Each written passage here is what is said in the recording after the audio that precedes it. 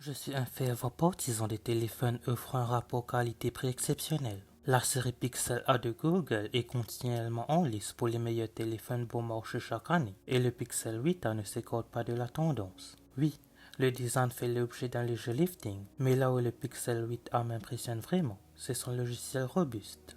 Jusqu'à présent, des téléphones tels que le Nothing Phone 2A, le OnePlus 12 Air et le Samsung Galaxy A35 constituent tous des menaces pour le Pixel 8a. Google doit donc remettre les pendules à l'heure. Le 8A pourrait être le téléphone qui constitue la référence pour tous les autres téléphones de milieu de gamme sortis cette année.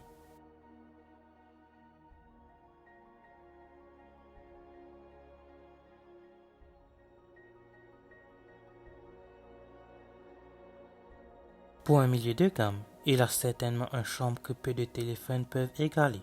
Il est nettement meilleur que le Galaxy A35 de Samsung et rend le vieillissant iPhone SE 2022 encore plus daté qu'il ne l'est déjà. Quelques modifications de conception rendent le Pixel 8a plus beau que le Pixel 7a. Tout d'abord, les coins ont été arrondis pour le rendre plus conforme au design des Pixel 8 et Pixel 8 Pro. Deuxièmement, il est également beaucoup plus agréable à tenir en main grâce aux deux mat et au cadre en aluminium poli qui l'arbore cette fois-ci. Il n'est pas glissant comme la finition brillante du Pixel 7a. La finition mat le rend beaucoup plus résistant aux tâches. J'espérais que Google réduise un peu plus les cadres autour de l'écran, mais il y a toujours un cadre plus large sur le bord inférieur de l'écran.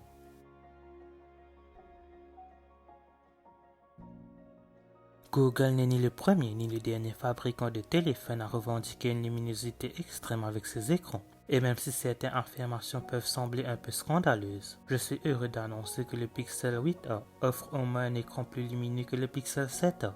Avec son écran OLED de 6,1 pouces et une résolution de 2400 x 1800 pixels, il adopte la même technologie d'affichage que celle du Pixel 8 Pro. Un écran actuel qui, selon Google, peut atteindre une luminosité maximale de 2000 nits. Les tests en laboratoire de ThumbsGuide révèlent une luminosité maximale de 1378 nits et 1350 nits avec du contenu HDR. Ce dernier chiffre se rapproche beaucoup des 1400 nits annoncés par Google.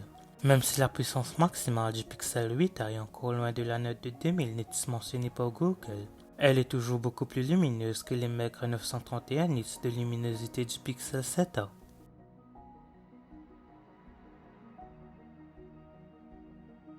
Sur le papier, le Pixel 8a propose un système à double caméra composé d'un appareil photo principal de 64 mégapixels, associé à un ultra grand angle de 13 mégapixels, ainsi d'un appareil photo selfie de 13 mégapixels à l'avant.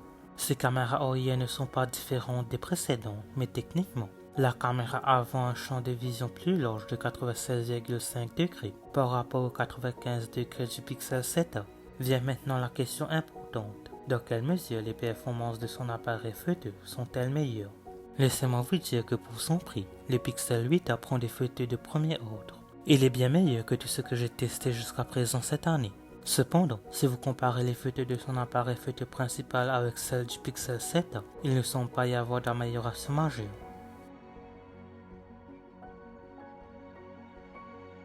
Et il n'est pas surprenant que le Pixel 8 a bénéficié de la même puce Tensor G3 qui alimente les Pixel 8 et Pixel 8 Pro, ce qui rend le téléphone de milieu de gamme encore plus attrayant étant donné son prix qui est si proche de celui du Pixel 8. La navigation dans l'interface et l'exécution de quelques applications sont incroyablement rapides, ce qui peut également être attribué à son taux de rafraîchissement de 120 Hz.